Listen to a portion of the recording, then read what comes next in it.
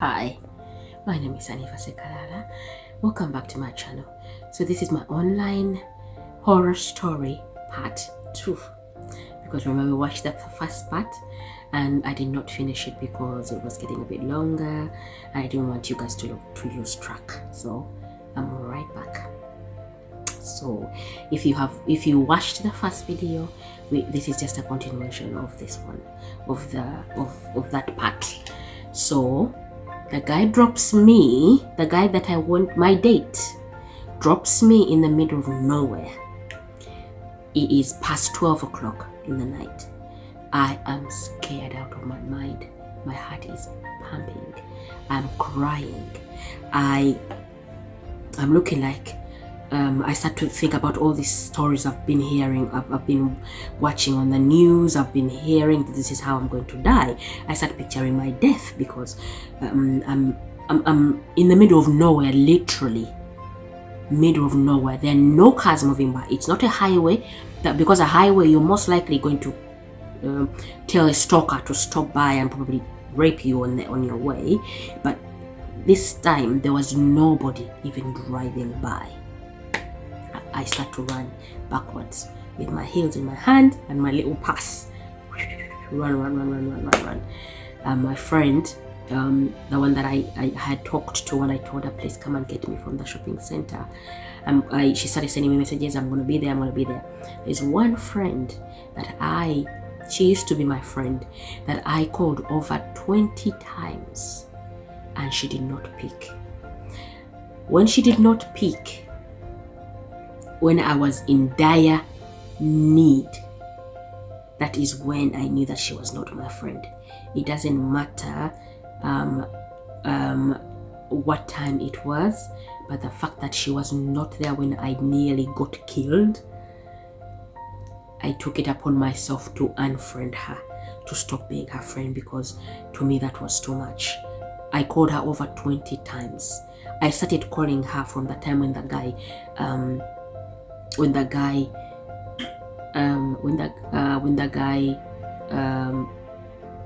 refused to turn the turn to my way, to my town. And I had already told this particular friend of mine, that I'm going out on a date, and I said to her that I'm going to call you when there's something, if there's something wrong or whatever it is, I will call you and pretend to be talking to you about something, so that this guy knows that there is somebody that knows about him. She did not pick.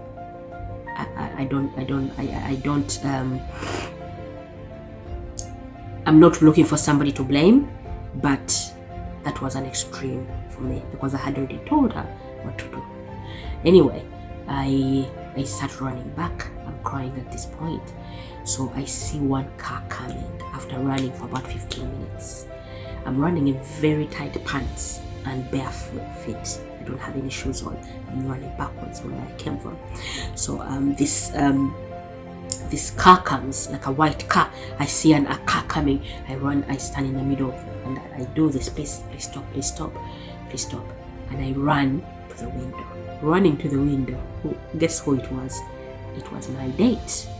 The one that dropped me 15 minutes back. He said to me, I said, look, I've called the police are coming to get me. I was lying, of course. I didn't know how to call the police. He said, no need for that.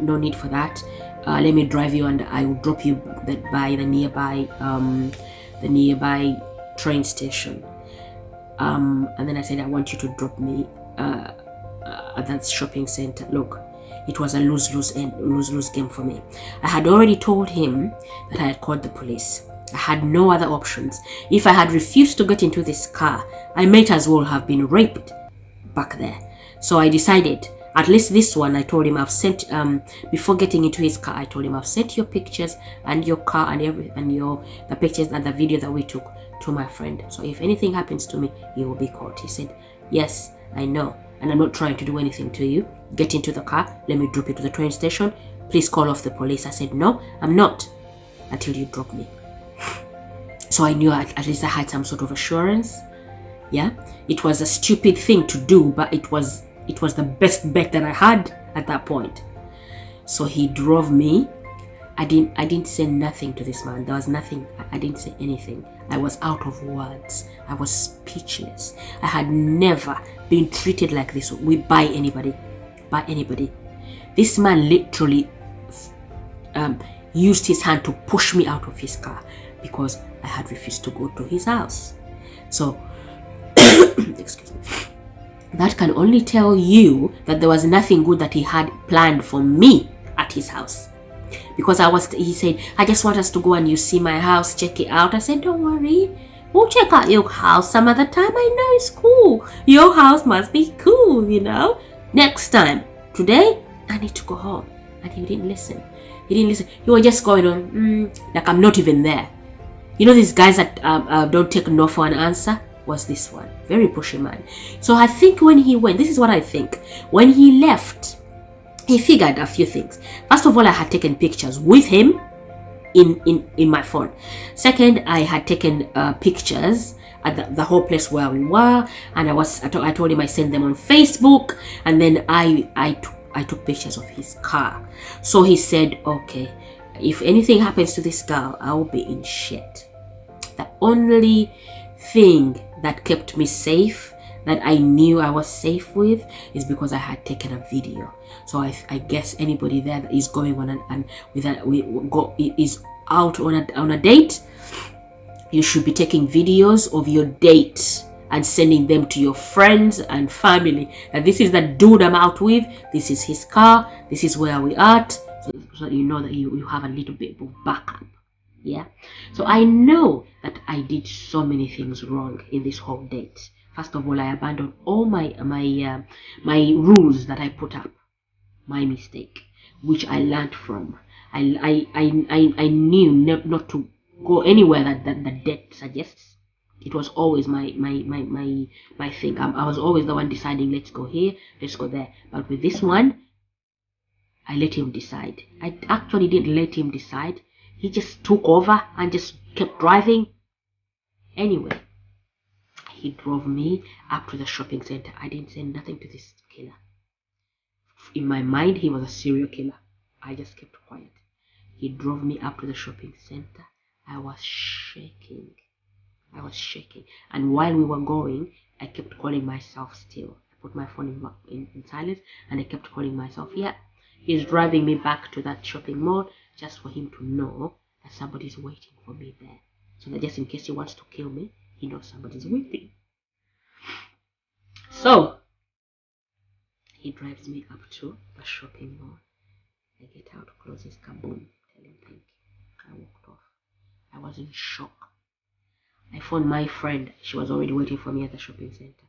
I burst out crying. I could not believe that I had done this to myself. I couldn't believe what I had done to myself. But the power of adrenaline, when something is wrong, like how I was running so fast. I'm not a small person. I'm very chubby. But by then I was a little bit smaller anyway, because I hadn't gotten pregnant and had whatever. I was a bit smaller. But still, I was not the size that could run the way I ran. I was scared. Yeah?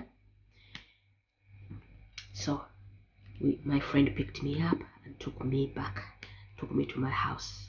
I could not even talk about this thing until a very long time after that.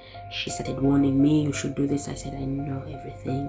I know everything that I was supposed to be doing, but I did not do it. So that was not my first date. That was not my first rodeo. I had gone out on several dates with all kinds of different people, but it was on my terms. The reason to why that dude got the ability to mess with me like that and threaten my life and do all things and put me in danger is because I let him plan. I let him take over.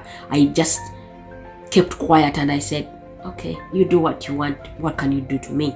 But the people that you least expect are the most dangerous ones. When you go out on a date with a person that you think is not dangerous, maybe they're a little sweet, they have a little sweet face, or they're a little tinier than normal, and you're thinking, oh, he's so sweet. No, he ain't sweet. Something horrible is going to happen. So you have to be on your guard every single time. which I laid down, and on this particular date, it was my mistake. So I'm going to be telling you more of my dates that actually went successful. This one was a horror one. I give it to that man. That man was a horrible one, you know. And in the morning when I went back to check on his profile, but I had taken a picture of his profile, I still have his profile. I have his picture, you know, and his car and everything. I still have his profile. I went back in the morning to report that profile, but he had already blocked me, because I wanted to report that profile so that some other person does not face exactly the same thing that I had faced. To be honest, he really put me off a little bit of, you know, put me a bit off online dating, and I got a bit traumatized. I started getting a bit scared, but then I didn't stop. So I have more stories about online dating. I have other stories that actually were successful. It's not that everything is bad. It's just that I let my guard down. So please like and subscribe to my channel. We are going to have a lot of fun together. I'm still going to tell you so many other stories about so many other things. Tell me in the comments which online sites did you go to. I will tell you the best ones. I'll tell you the best ones. I know the best ones. It's not even sponsored or anything like that, but I know the best websites that I actually went and found some really interesting people, some very nice people that I'll be telling you about. So thank you for watching my video. Please like, please comment, and please subscribe. Please subscribe to my channel, and thank you for watching. Bye.